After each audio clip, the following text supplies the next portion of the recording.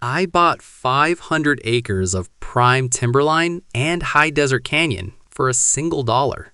At the time, I thought I was the smartest guy in the state. I figured I'd found the ultimate loophole, just a forgotten piece of land the county wanted off their books. I didn't know I wasn't buying a sanctuary. I was buying a prison. And that piece of paper I signed didn't make me a landowner. It made me a warden. I've spent 30 years out here in the quiet places of the world. I've been a backcountry guide, a survival instructor. And a man who just prefers the company of ancient pines over people. I know how to read the woods. I know the heavy, suffocating silence that falls over a forest when an apex predator steps into the clearing. I thought I knew everything the wilderness had to throw at me. The transaction for the property was strange from the very beginning. 500 acres with a deep water well and a standing cabin for $1? It was completely absurd. When I went to the county clerk's office to finalize the deed, the old man behind the glass wouldn't even look me in the eye. There were no congratulations. Just a heavy, palpable sense of relief radiating from him. I really should have walked away right then. The drive up to the property was brutal. The paved roads died out for the quick. They gave way to 20 miles of cracked dirt and jagged rock that tested the limits of my truck. I was heading deep into the borderlands, that unmarked territory where state land bleeds into the reservation. It's a place where cell service just doesn't exist, and the maps lose their detail. Out here, the modern world just falls away. You're completely cut off from everything. This is where the ancient rules of the earth still apply. When I finally reached the boundary line, I noticed the first thing that made the hair on the back of my neck stand up. The entire perimeter was fenced in with heavy, rusted barbed wire. But the sharp barbs were angled inward and dark and terrifying. It was built to keep something inside. I pushed that heavy iron gate open and finally drove onto the land. It was beautiful, but in a really harsh, unforgiving kind of way. You had these tall, twisting juniper trees, casting long shadows over the dry earth. The cabin was small and dusty, but structurally sound. I spent the first couple of days just cleaning it out and fixing up the roof.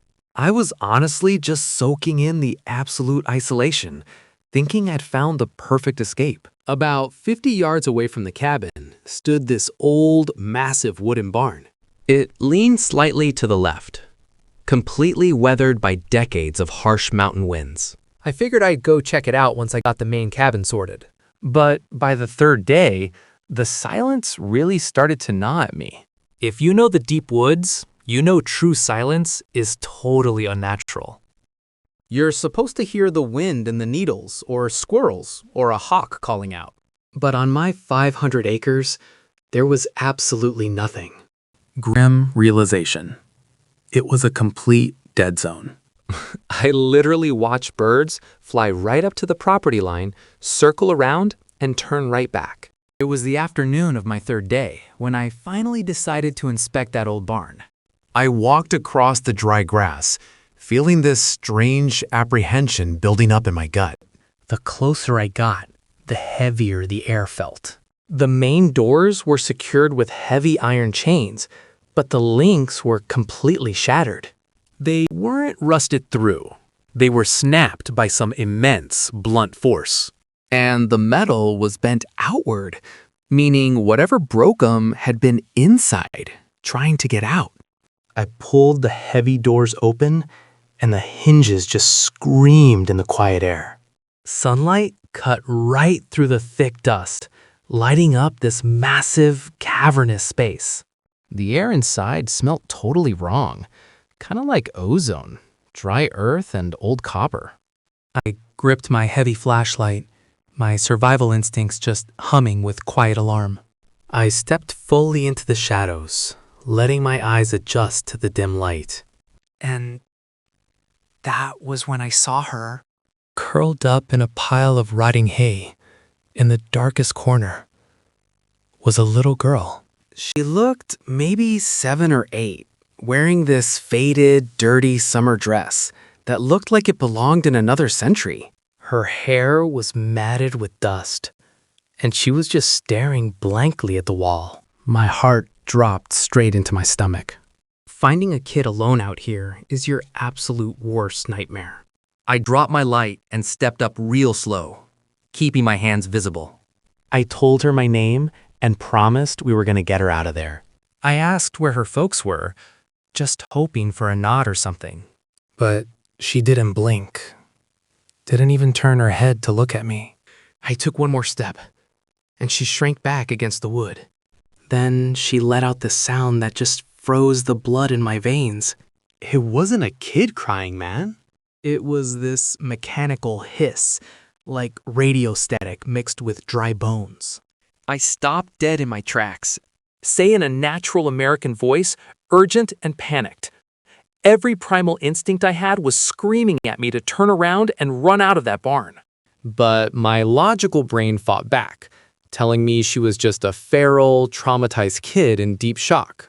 I backed away real slow, keeping my voice steady. I told her I was going to go grab some food and water. I didn't even turn my back on her until I hit those heavy wooden doors. I sprinted back to the cabin as fast as I could. I grabbed a canteen, some protein bars, and a heavy wool blanket off my cot. My hands were shaking a bit, but I forced myself to stick to the rescue protocol. When I got back to the barn, she hadn't moved an inch. I set the supplies down about 10 feet away and backed out carefully. I made sure to leave the doors cracked open so she wouldn't feel trapped in there. My first thought was to radio for help, so I marched over to my truck and turned the key. I got absolutely nothing. No click, no engine turning over, just a completely dead dashboard. I popped the hood to check the battery, figuring it was just a loose connection. But it was totally drained and unnaturally cold to the touch. It felt like the energy had just been sucked right out of it. Getting desperate, I grabbed my emergency sat radio from the glove box. I hit the power button, but the screen stayed black. Say in a natural American voice, grim realization. I was 20 miles from a paved road with a mute kid in my barn, and I had zero way to call for help. I couldn't just leave her alone to make a 2-day hike back to civilization. And I definitely couldn't force her into the cabin without risking a violent panic attack. I was completely trapped out here. So I did what any tracker would do when the radios go dead. I fell back on observation. I needed to know where she came from, or if someone was out there looking for her. I spent the rest of the afternoon setting up my deer. I had a dozen high-end, motion-activated infrared trail cameras, the kind we use to track grizzly migrations in the deep backcountry. I strapped them to the trees surrounding the barn. I wanted to cover every possible angle of approach. I placed one camera directly inside the barn, bolted high up on a support beam. It was the only way to keep an eye on her without being in the room.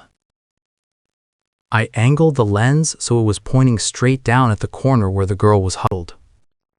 She hadn't moved a muscle the entire time I was working. It was like she didn't even know I was there. As the sun dipped below the canyon walls, the temperature plummeted. The unnatural silence of the property seemed to grow heavier. It felt like the entire forest was holding its breath. The isolation started pressing in on the cabin walls. I went inside and locked the heavy wooden doors behind me. I wasn't taking any chances tonight. I pulled my rifle from its case and loaded it. The metallic clack echoed in the quiet room. It was a small comfort, but out here, you take what you can get. I needed to be ready for anything. I sat down at the kitchen table, the cold metal of the gun resting in my hands. I didn't turn on any lights. I just sat there in the dark, staring out the window. My eyes were locked on the dark silhouette of the barn across the yard. I was waiting for a sign, a movement, anything. But the night remained perfectly, terrifyingly still. The sun finally broke over the canyon walls, breaking that suffocating tension. I didn't waste a single second once it was light out. I grabbed my laptop and headed straight for the tree line to pull those SD cards. I sat down on the dusty porch and plugged the cards into my laptop. I reviewed the exterior footage first, desperate for a clue or a footprint. But those cameras picked up absolutely nothing. Just a wind blowing the dry grass.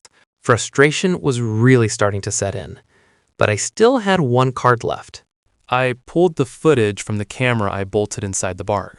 I clicked play, honestly having no idea what to expect. The video started right at sunset.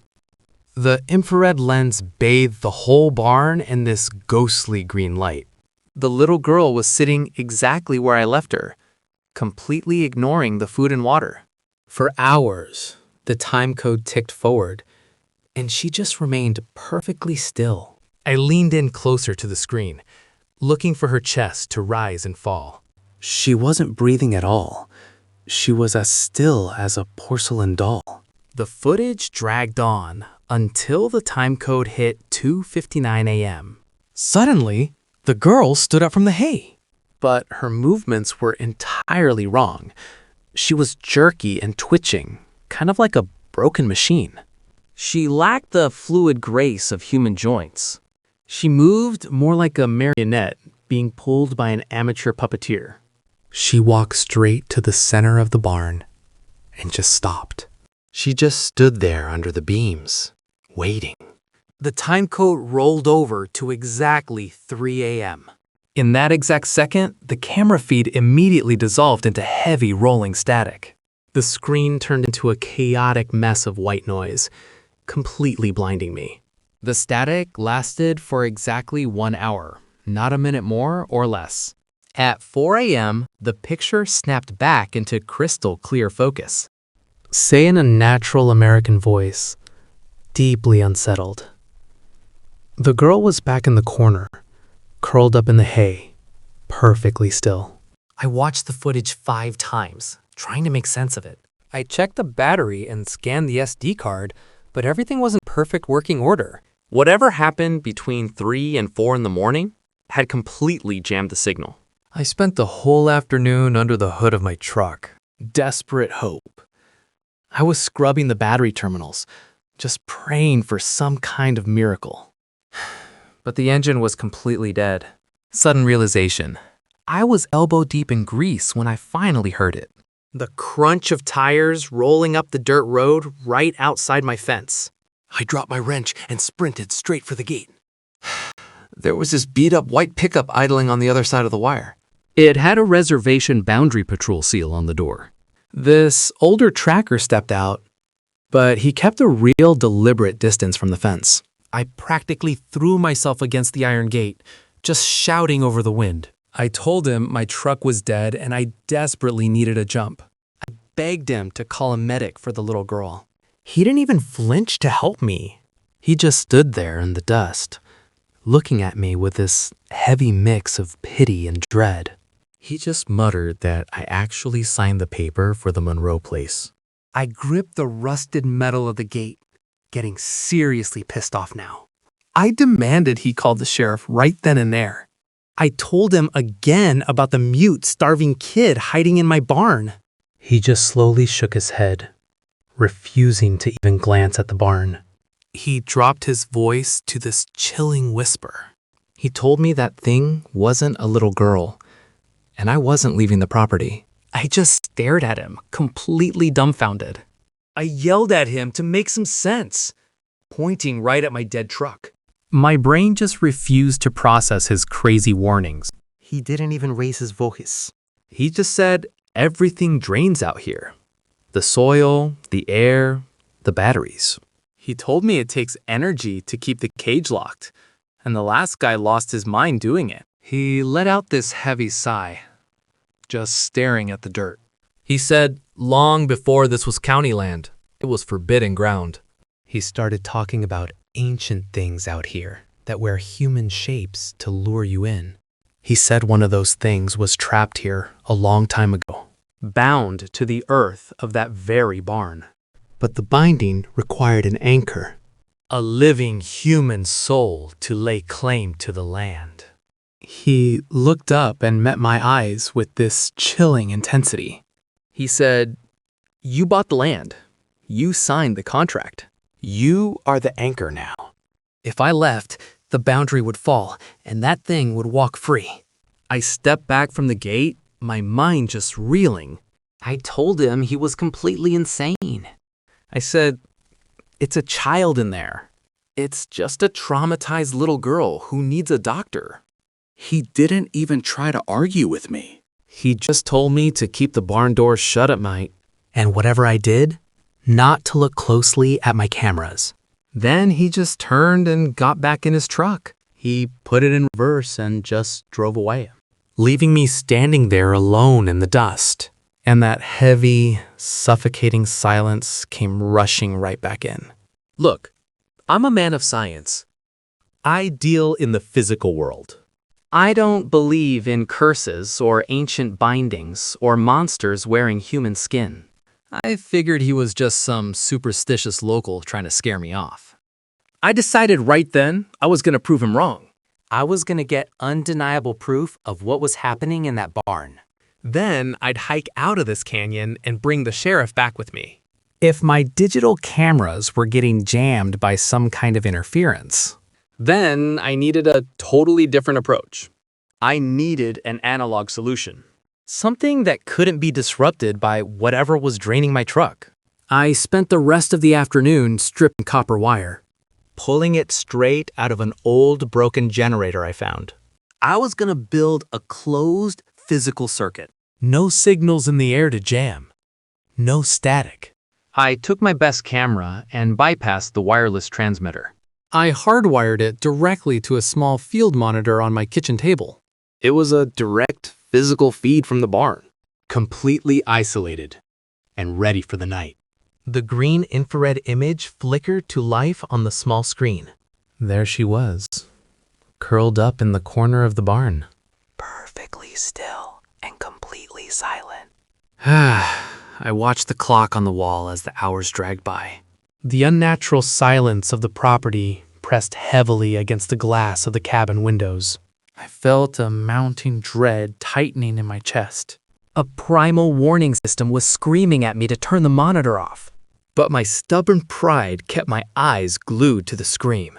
The clock hit 2:50 a.m., and there was nothing. Then it hit 2:55 a.m., and still nothing changed. The tension in the small cabin was thick enough to cut with a knife. I just sat there, waiting for the inevitable. Sharp and alarmed. At exactly 2:58 a.m., the girl in the barn stood up. Through the hard-wired feed, the picture remained crystal clear. There was no static this time. I could see every chilling detail. She walked to the center of the barn and stood under the high wooden beams. Her head was bowed. The way she stood was utterly unnatural. Her arms hung too loose, and her knees bent backward just a fraction of an inch too far. The clock struck 3 a.m. The girl reached both of her hands up to the back of her own neck. Her fingers were rigid, locked like claws. She was preparing to do something unthinkable. She dug her nails deeply into the skin, right at the base of her skull. And then, slowly, she began to pull outward. It was a deliberate, mechanical motion. Mind blown. It completely defied all human logic. I stopped breathing. Paralyzed with fear, I sat frozen in my chair. My hands were gripping the edge of the table so hard my knuckles turned white. I couldn't look away from the monitor. I was trapped by the sheer horror of what I was witnessing. There was no blood, and there was no non-graphic detail, which somehow made it worse. The skin down the center of her back split open with a dry, papery sound. It echoed faintly across the 50 yards between the barn and my cabin. It sounded exactly like a massive cicada shell cracking open. Horrified realization, the thing wearing the little girl's skin began to shed its disguise. It pushed its shoulders backward, stretching the tear wider. Pale, impossibly long limbs prepared to pull themselves free. It was emerging from the small human casing. The disguise collapsed to the barn floor like a discarded heavy coat. What stood up from that pile of skin was a nightmare of impossible biology. It was easily 8 feet tall, entirely hairless, with skin the color of old ash. It didn't have a human face. Its head was elongated and completely smooth, except for 2 massive sunken hollows where I should have been. Those hollows reflected the infrared light of the camera, glowing like white headlamps in the dark. It stretched its long, skeletal arms toward the high roof of the barn. Its chest heaved deeply, as if it were taking its first real breath of the day. Grim realization.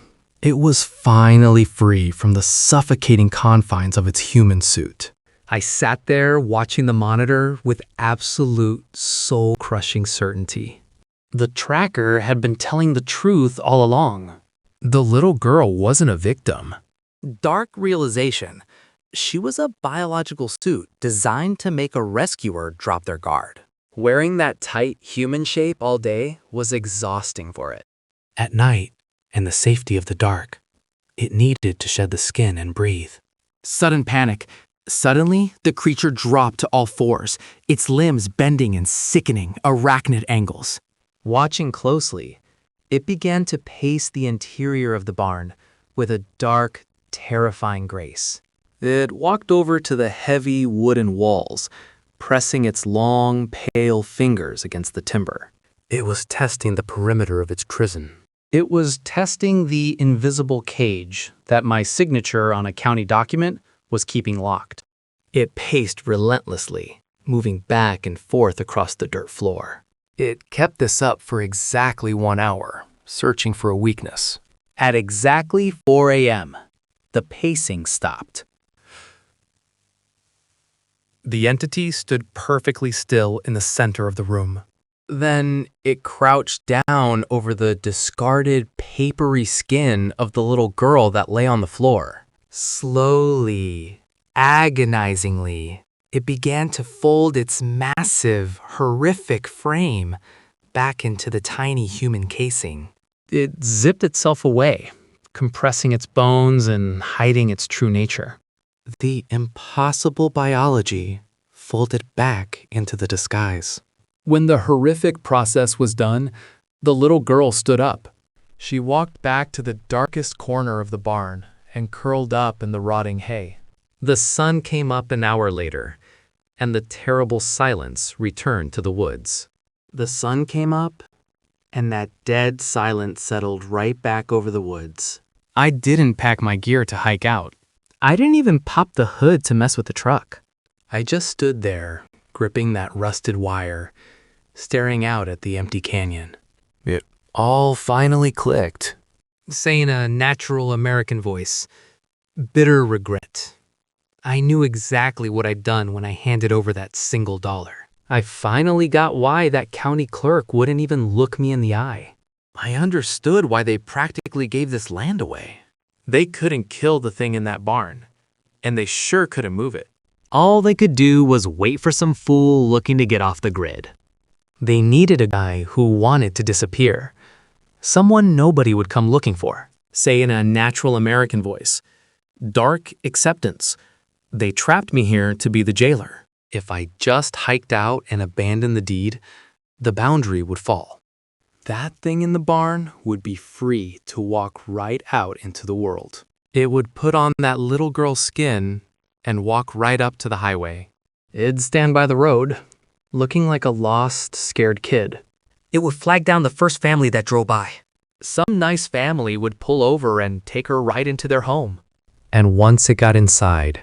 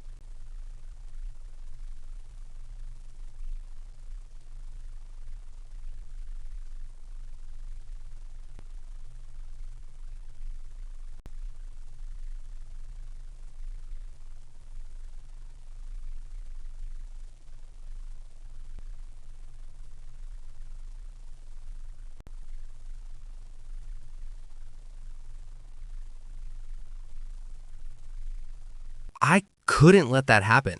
I turned my back on the gate and walked back to the cabin. I made my choice right then and there.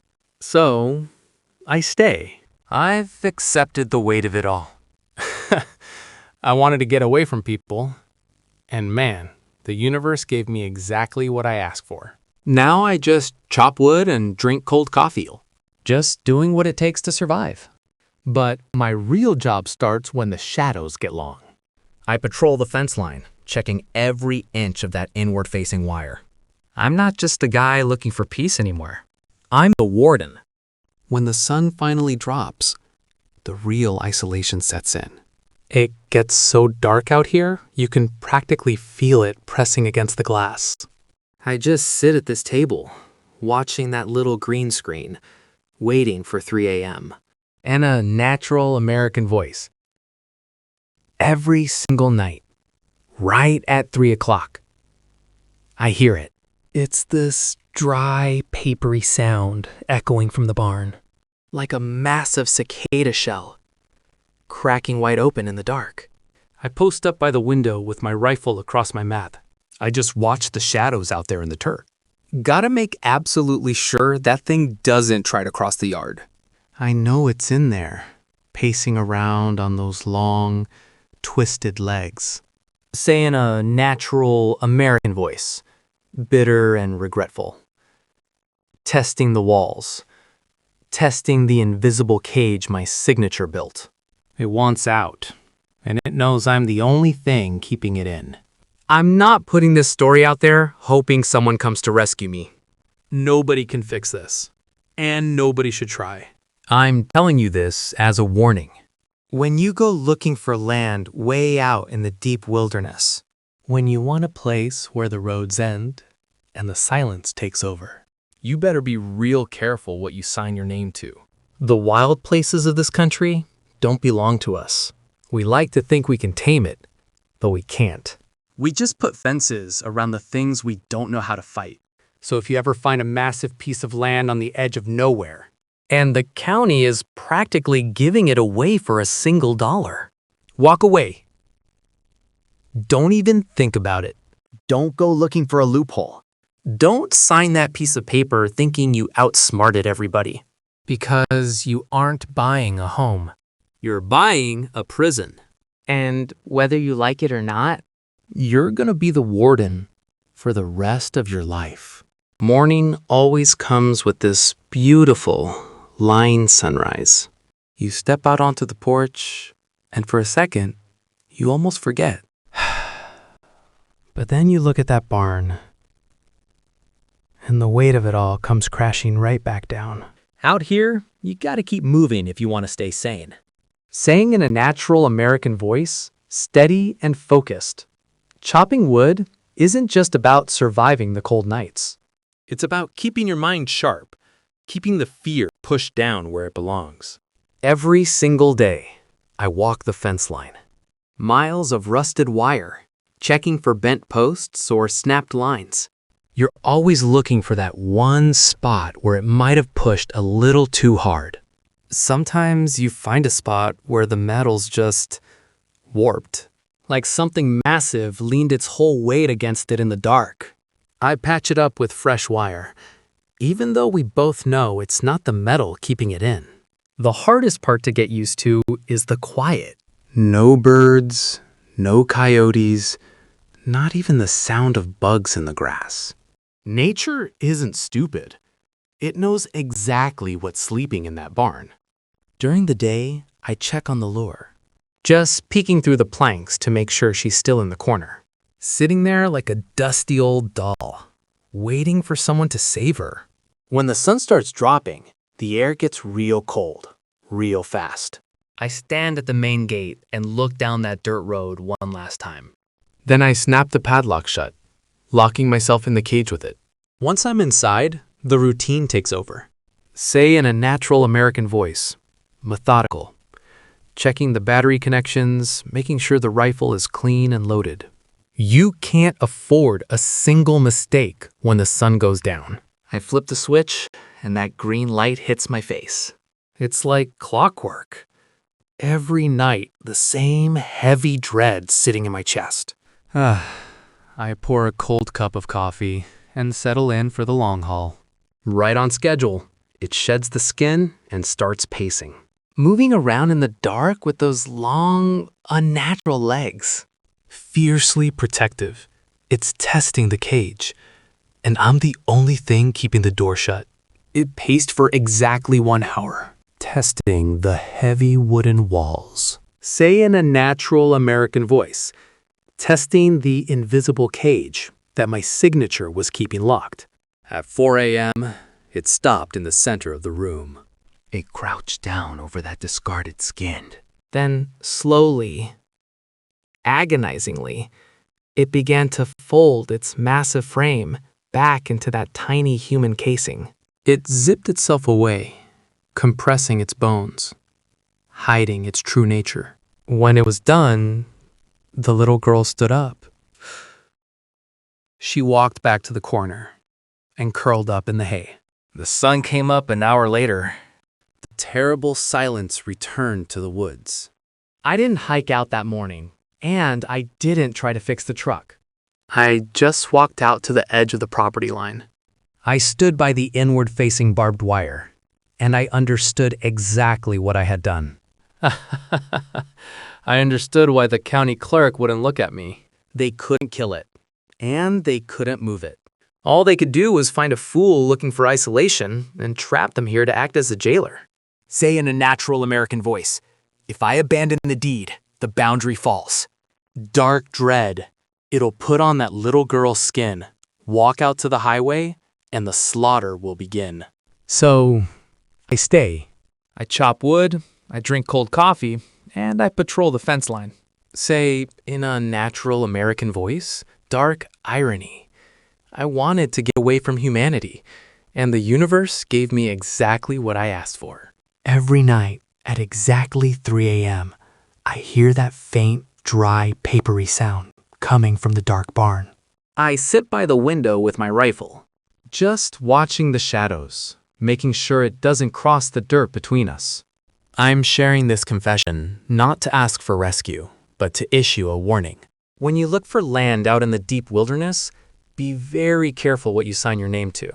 Say in a natural American voice, ancient respect. The wild places of this country do not belong to us. Say in a natural American voice, grim truth. We just put fences around the things we cannot fight. If you ever find a piece of land being sold for $1, walk away. Because you're not buying a home. You're buying a prison. And you'll be the warden for the rest of your life. The days just kind of bleed into weeks on here. I spend most of my daylight hours fortifying the cabin and reinforcing these heavy wooden doors. It's a lonely way to live, but there's a strange, terrible purpose to all this work. While I'm out sweating under the harsh sun, that old barn stays completely silent. Inside, she just sits curled up in the rotting hay, perfectly still and covered in dust. She's just waiting for the dark, saving up her energy for the night. My afternoon patrols take me along miles of this rusted barbed wire. I gotta check every single post and every inward-facing barb to make sure the perimeter holds. Fierce determination. As long as I'm breathing on this land, that invisible cage stays locked tight. When the sun finally dips below the canyon walls, the temperature just plummets. That unnatural silence grows heavier, pressing in on the cabin from every side. It's the daily warning that my real shift is about to begin. I lock the heavy deadbolts and sit down at the table with a cup of cold coffee. This little cabin is my only sanctuary against the sprawling darkness out there. I arrange my gear, check my rifle, and just brace myself for the long hours ahead. I flip the switch on the field monitor, and the screen flickers to life with that ghostly green glow. The hardwired connection gives me a crystal clear look right into the barn. Eerie realization. And there she is, exactly where she was, like she's frozen in time. The hours just drag by with agonizing slowness as I watch that time code tick forward. The silence is absolute, broken only by the cabin creaking in the cold. I keep my eyes glued to the screen, just waiting for the inevitable. Right as the clock strikes 3 in the morning, the nightmare starts all over again. Through the monitor, I watch that thing shed its human disguise, pulling those massive limbs free. Awe and terror. It stands up tall in the dark, finally breathing in the cold night air. I turn away from the screen and look out the window, toward the dark shape of the barn. I grip my rifle tight, listening to those faint, dry sounds echoing across the dirt. I'm the only thing standing between that creature and the rest of the world. The property just sits here in this eternal, silent standoff under a canopy of cold stars. Say in a natural American irony, the cabin and the barn, 50 yards apart, bound together by a single dollar and a signed deed. This is my home, my prison, and my eternal watch. I chop wood until my hands are raw. It's the only way to stay grounded out here. Say, in a natural American voice, bitter irony. I wanted to get away from people, right? Well, the universe gave me exactly what I asked for. I sit on the porch and drink cold coffee, just staring at the canyon. The county couldn't kill the thing in that barn. They couldn't move it either. All they could do was find a fool looking for peace and quiet and trap him here. During the day, the little girl just sits in the hay. Say, in a natural fact, she's nothing but a biological suit. It's camouflage, designed to make you drop your guard and try to help. She just waits for the sun to go down. I walk the fence line every single afternoon. Serious duty. I gotta make sure the perimeter holds. If I walk away and abandon the deed, the boundary falls. Dark dread. That thing would walk right out to the highway and flag down a family. Every night at 3 a.m., I hear that dry, papery sound of skin splitting open. I sit by the window with my rifle and watch the shadows. I just have to make sure it doesn't cross the dirt between us. On the monitor, I watch it pace the barn.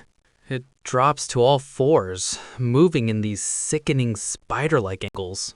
It presses its fingers against the wood, testing the cage. It knows I'm here. I'm sharing this not to ask for rescue, but to give you a warning. Say in a natural American voice, deep respect. The wild places of this country don't belong to us. Grim reality. We just put fences around the things we can't fight. When you look for land out in the deep wilderness, be very careful what you sign your name to. Dark warning. The beauty out here is just a mask. Don't let the isolation tempt you into making a mistake. If you ever find a piece of land being sold for a single dollar, walk away. Don't look for a loophole.